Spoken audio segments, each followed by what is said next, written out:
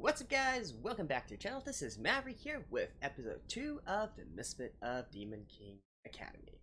So anyways, last episode we were introduced to our protagonist, Mr. Anos, who is, the Demon King, the legendary Demon King who has been reincarnated after thousands of years. And well, he is basically OP as hell, right, as we can see. Now, I have read the first few chapters of the manga. I mentioned that in the first episode already, so I kind of knew what we were going to get into whilst going in. But from that here on out, I don't think, well, first of all, I think that in this episode, they're going to maybe go back a little bit and explain a little bit more about the entire background of the story and why Anos is as OP as he is, right? And beyond that, though, well, I think everything else is going to be new for me. Personally, I'm most interested in seeing how exactly they can make the story interesting when there is clearly one guy who is head and shoulders above everybody in this anime, right? In this work, you can't make it so that he is so overpowered that nothing can ever stop him. That's not gonna work, right? They need to actually present an actual challenge to him. So let's see how exactly they do it. All right, let's begin in 3, 2, 1, play. Mythical Age.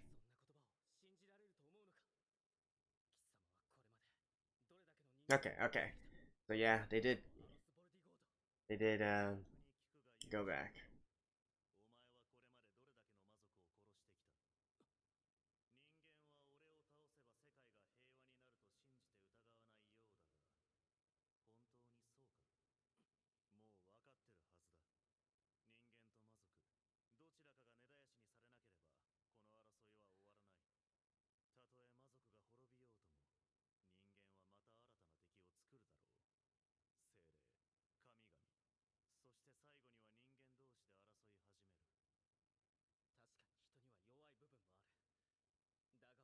So this is the part where in the manga it actually happened at the very beginning.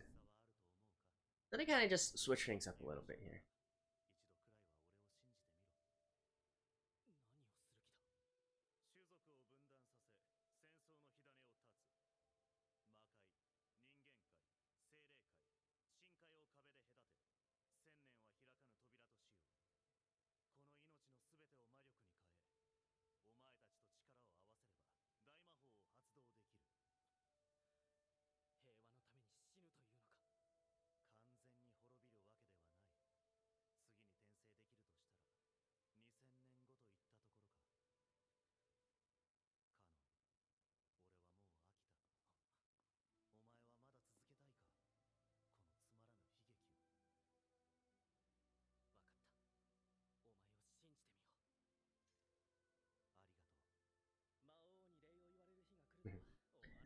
So one thing that I was kind of uh,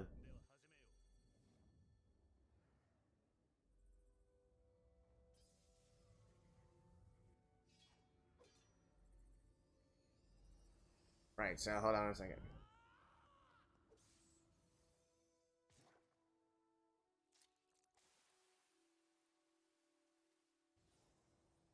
So one thing that I did question whilst reading the manga in regards to this part is I guess that these two actually have a bit of a history, and that's not literally the first time they meet each other.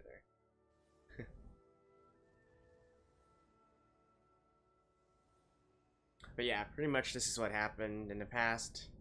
That's how the Demon King got himself killed. And now 2,000 years later, here we are. Oh wow, they're even animating this part. Alright.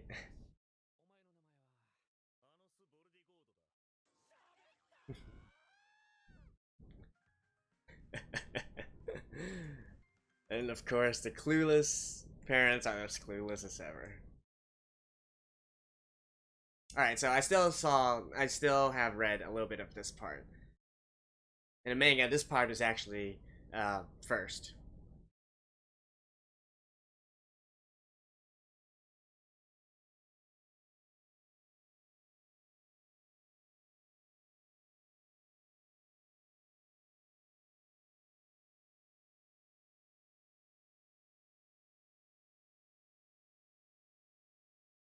Right, so we know these are two main female leads, but yeah, I need to know like what kind of story are we actually going for?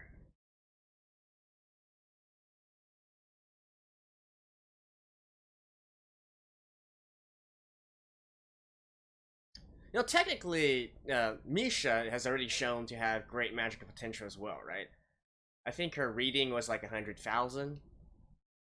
I'm guessing the most that that thing can get is 99999, something like that. Unless it goes into millions, in which case Anos is just that much more powerful, right?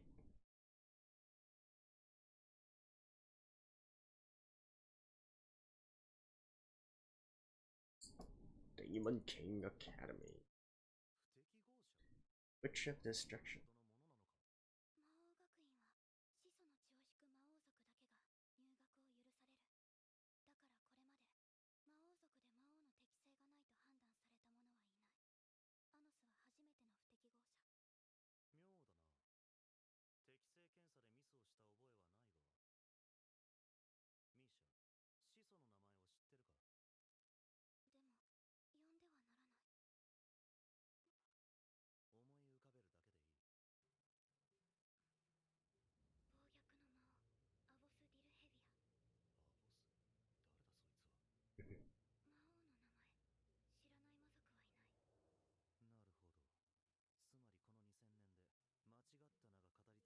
Like, this has got to be like one of the stupidest things ever.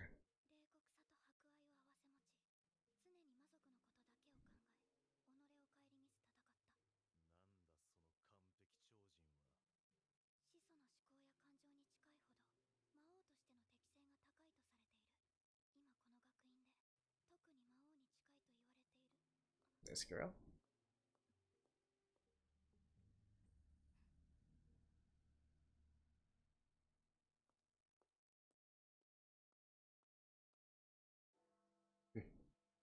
Alright.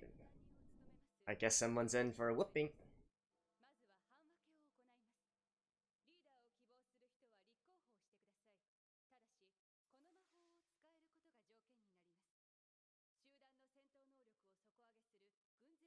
Troop magic, eh?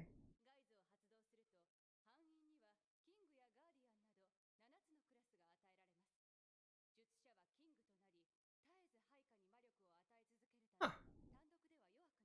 Who the hell created such a restrictive ability like this? Like, why 7?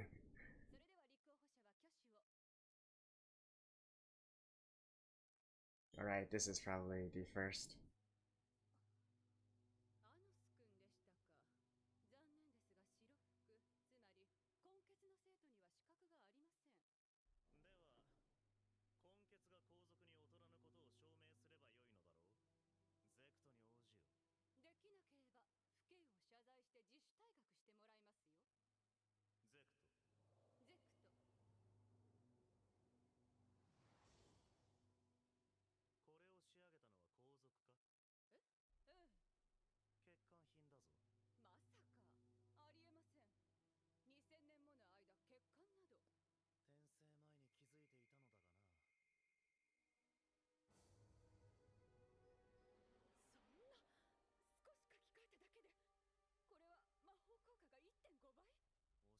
Alright, so he didn't create.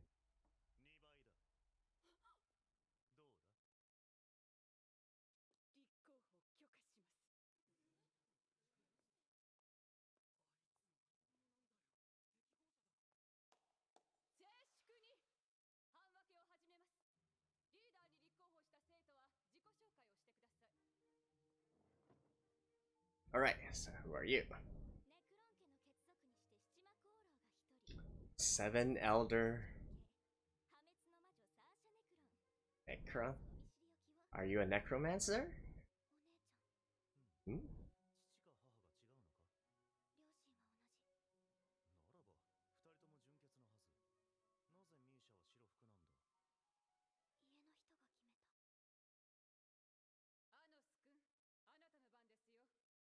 He's gonna be like, I'm the Demon King!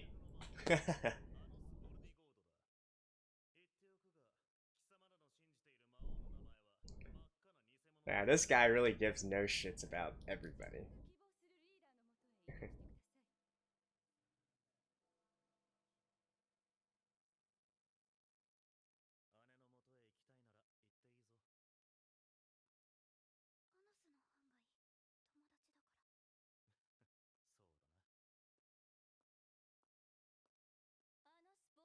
Now we got the cliche, you know, confrontation.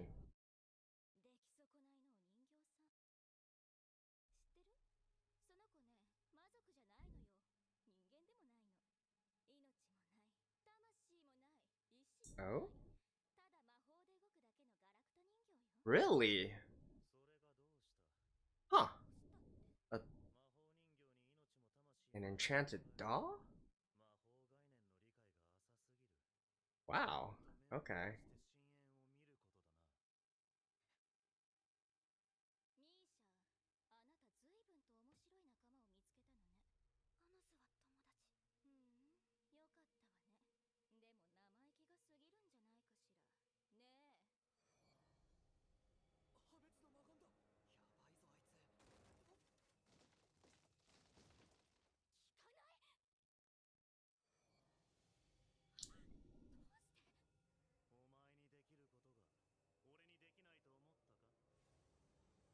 Well, what exactly does it do, though?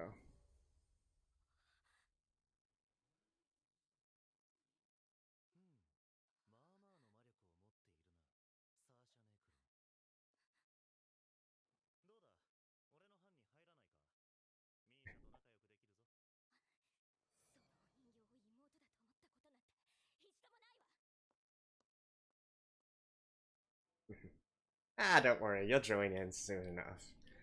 The opening has already betrayed you.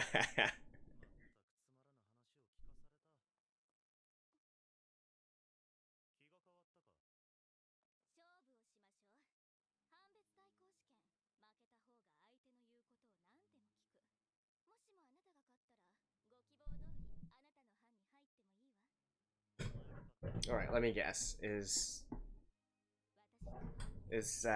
Misha going to? I'm guessing Misha might be the one who fights? Oh no. Alright, you ask for it, girl.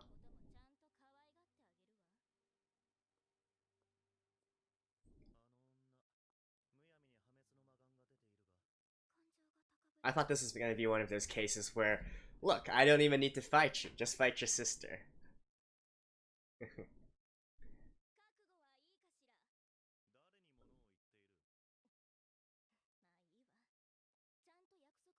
Oh, it's gonna be a team battle, I see.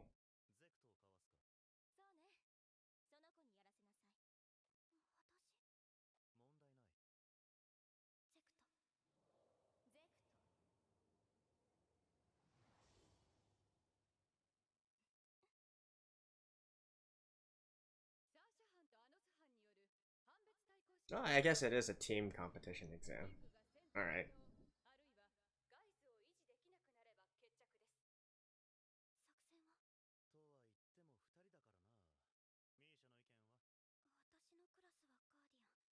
Guardian.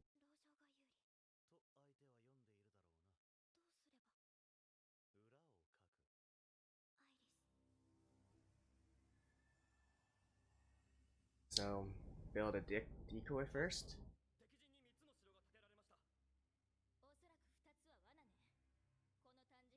Huh. This is really interesting. The magic of this world is super structured.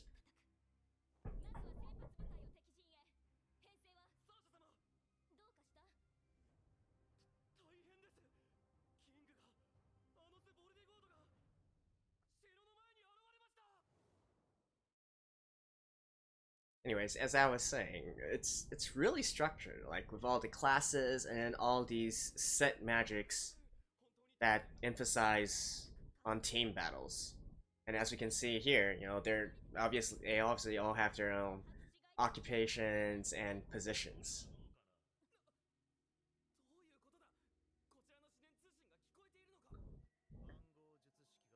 An encryption spell? What the fuck?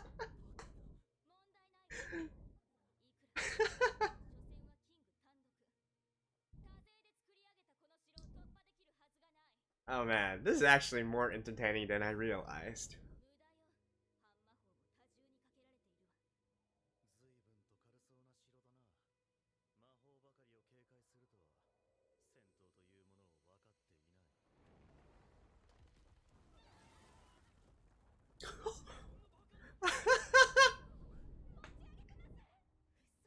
Well, I guess if you have anti-magical properties, you don't have anti-physical properties. No, my god, what the hell is this?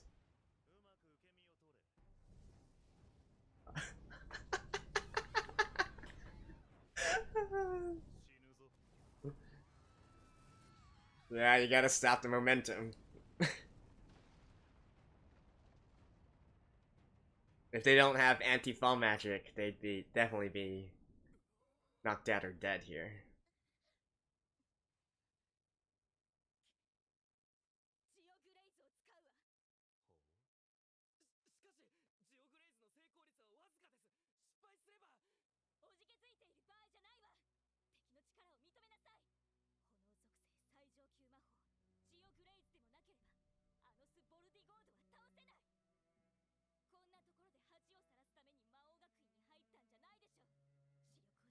I mean, these are all royals, right? At the very least, she's being a good leader, I guess.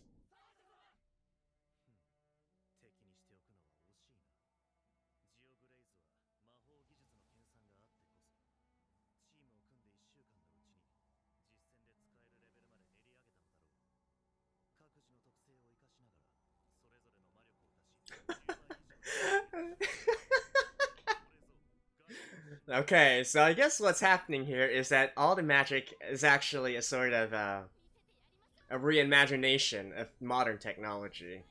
I mean modern as in our world. So that's why they had things such as radios with encryption, and now cannon as well.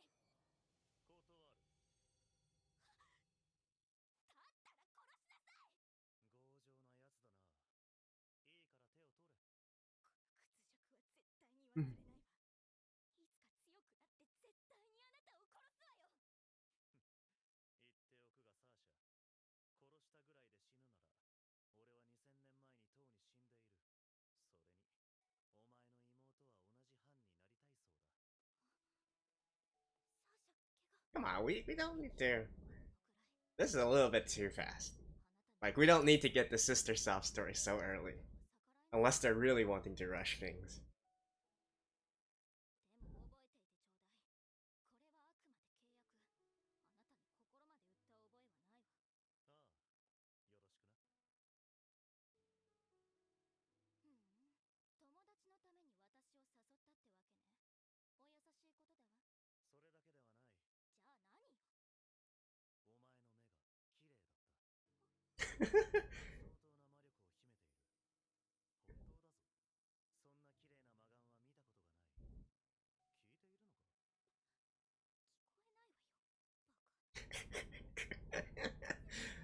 uh,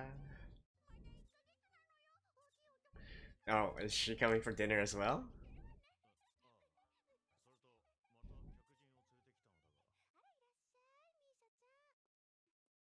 And Sasha.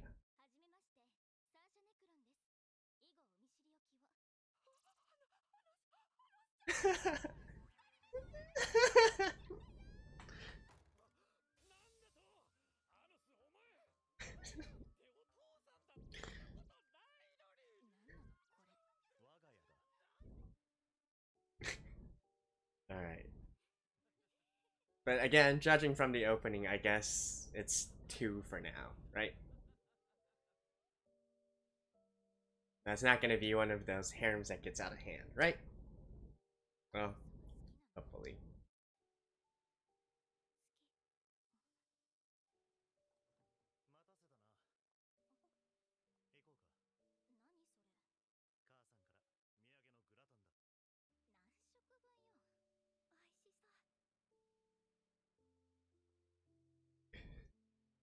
I don't know. I kind of feel like we've, alright.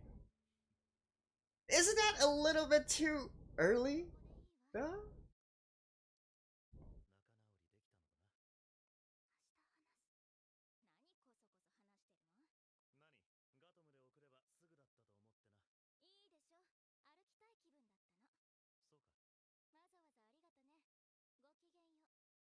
Oh, Kikenyo.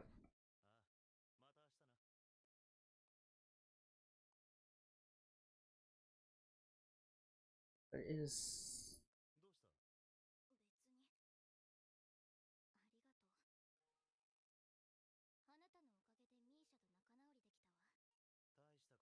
Okay, I guess we'll assume that lots of things happened off screen, right?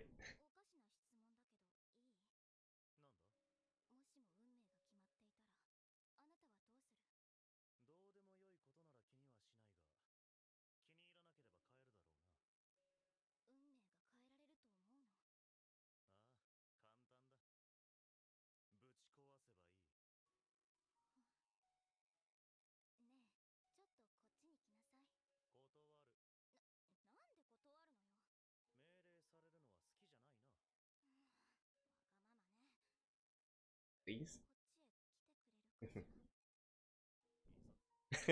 This guy.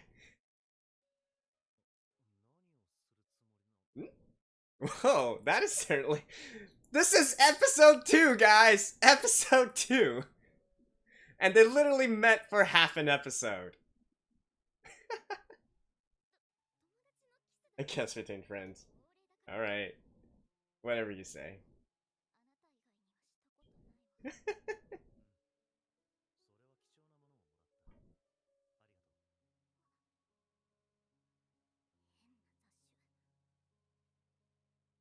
I mean, I'm sure Anos isn't like some, he's a Chad, right?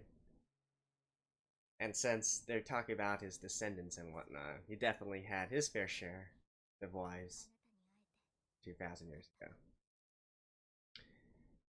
Alright, so I guess Sasha is gonna be chosen to be sacrificed to do something of or the other. Blah blah blah.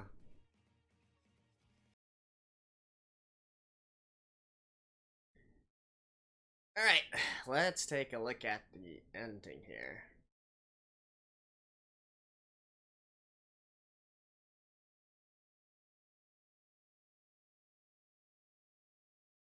Actually, I kind of forgot. Have I already watched the ending to this?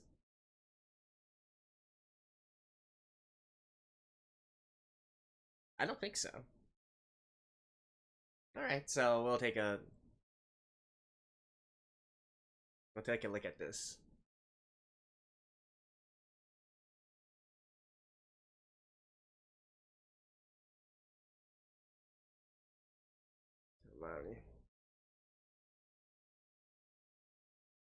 Oh, actually, I think this is the voice actress of Misha.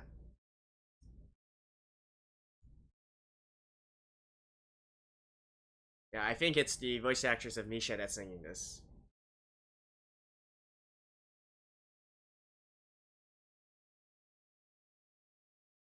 So I guess that guy over there is like the reincarnation of Canon, maybe.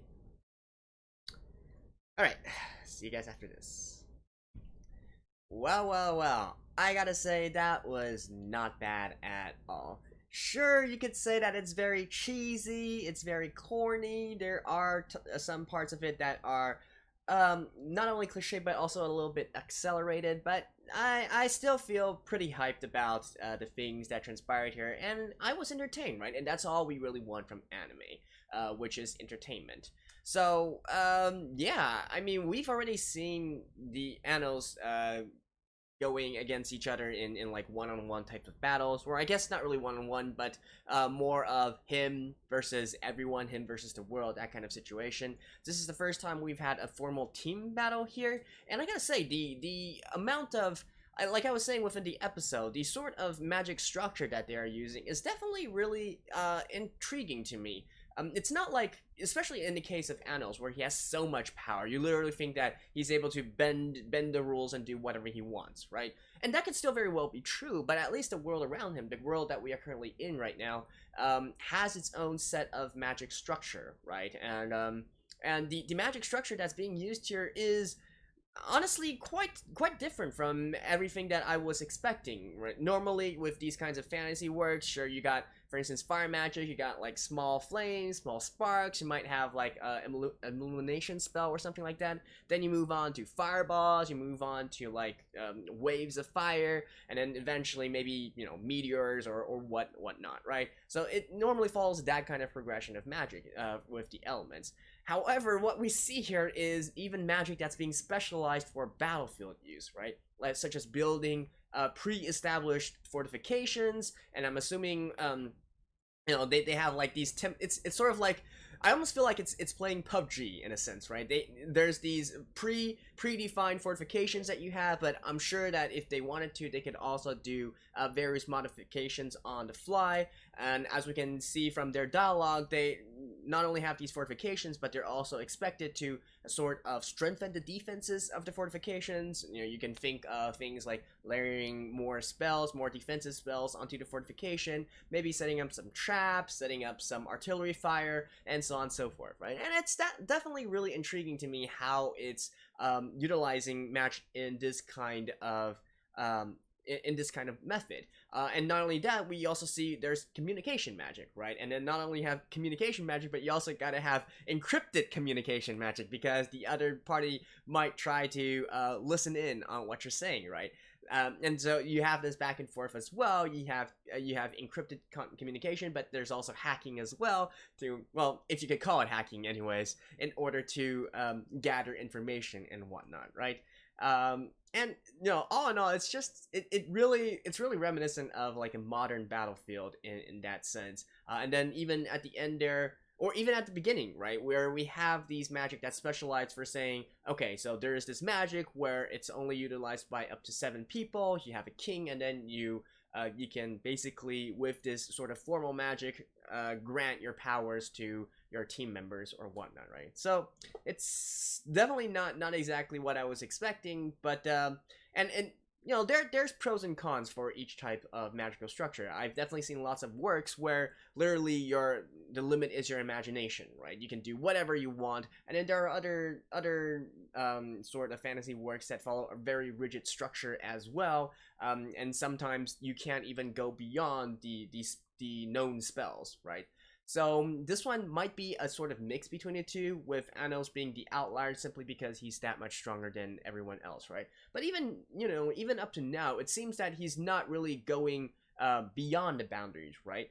Every single piece of magic that he's been using is actually magic that's already been established. He's not just winging it. He's simply using the same sort of magic, but due to the power behind it, it's simply having much more of an effect than it normally would, right? But still, he's not going out and saying, okay, I just unleash all my magical energy in whatever way I want, and then make some new kind of magic that I don't even know the name of, right? It's not really that kind of situation.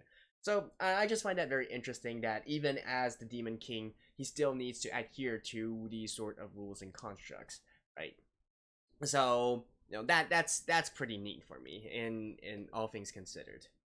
As for the actual cheesy and corny parts, right? Now, obviously, Now, first of all, we are introduced to this new character, Sasha, right? And like I was saying, the opening already betrayed her, the key visuals already betrayed her. We know that she's gonna be on Anis's side and whatnot, so it's, a classic case of a tsundere, right? And that's whatever. However, the sort of sister story that they had, which has also been done a million times, they kind of made up, like, way too fast, right? Like, seriously, Misha didn't even do anything in this episode, and then suddenly they are best of sisters again, right? Even holding hands and whatnot, whereas earlier on, they were literally, like, insulting each other, or at least Sasha was, towards Misha. So, I don't know, I guess maybe it's just due to the case where I'm not really sure, actually. I would guess that it's because the anime is rushing things, so they don't want to go over the entire sort of situation and whatnot. But hey, with work like this, I could very well also believe that the author simply couldn't be bothered to write all that, since he figures that we've all seen the cliche anyways. So just get the things going and whatnot, and continue on with the story. Which, if that was the author's choice, well, I can respect someone who wants to keep the pace up, right? So yeah, and then of course we have these hints of romance already with Sasha asking Misha, does she like Amos, and Sasha herself kissing him and whatnot. It's whatever, right? Now obviously we know that Sasha has a sort of sob story behind her, talking about fate and all that. Now, my gut feeling is actually that she is going to go into an arranged marriage, something like that. That would be the cliche thing to go for, right? I don't really think there's a logical case here where she's like a maiden that's going to be sacrificed to the gods or sacrificed to some evil demon or something like that. I mean, if that does turn out to be true, then sure, but you would think that someone of noble status and noble character, from a noble family like she does, and with this kind of world setting that we are in right now, my guess is leaning towards a prearranged marriage, and then she doesn't really like the other dude, and so on and so forth, right? But in any case, whatever the actual challenges in question, we all know that Anna's going to crash the party, and there's really nothing that he can't do because he's that much more OP than others, right? And speaking of which, at the very beginning here, we do see how, this entire situation came to be. It all came from a big misunderstanding, right? And that is, so Anos, even though he is the Demon King, 2,000 years later, all the data and information on him has been sort of altered somewhat, right? Some things were lost due to passage of time. Even his name has been, lost in translation, I guess you could say, or for some reason they never. Actually, I think this is something I can share. I don't think this is a spoiler, but it was mentioned in the manga. But I don't think that the anime is going to mention this anyways, so I might as well just say it. So in the manga, Anos actually said that he figures the reason why people literally forgot his name is because they made it sort of like a Voldemort kind of deal, right? He who must not be named, so they don't put it down in text, and they don't actually say it out loud all that often, and so once they only passing on through word of mouth, and then somewhere along the way somebody mispronounced or had a thicker accent or something like that, and so this is how we are right now, right? And so the sort of frustrating thing about this entire series is that nobody is going to believe that Anos is the Demon King, right? Even though he is reincarnated, because it goes everything against what they have been taught who the Demon King actually is, what his personality is, what he would do in certain situations, what his name is, what his powers are. It's all been sort of jumbled up, right? So even though Anos is clearly displaying overwhelming power, people still aren't going to think that he's the Demon King reincarnated, because, hey, if you live your whole life believing something else, and then suddenly someone just shows up with no credentials at all, and says, no, that's all wrong, that's all bullshit, who would you rather listen to, right? So, and it's sort of frustrating, but I think that's just the way that the work is going to go for. Otherwise, like I said, this would be really easy. Everybody would just recognize, hey, the Demon King has come back. Will you be our king again? And then the story ends here, right? So, anyways, kind of annoying, but we'll see. And I'm still waiting to see, like, how exactly they present a challenge for Anos, and what exactly Anos is trying to do as well. So, he clearly has all this power. What's he doing enrolling at this academy? What, does he suddenly, all of a sudden, want to play play student again, I guess. A full round with some cute, beautiful girls, maybe. Whatever. Whatever. But yeah, anyways, at the very least, I am really enjoying the anime so far. And I'm glad for that, because even though I said I read the first few chapters and it was intrigued, that was basically it, right? But now, going on a little bit more, I think it's safe to say that I was entertained by this episode. So, hope you guys were entertained as well, and I will see you guys next week. Bye-bye.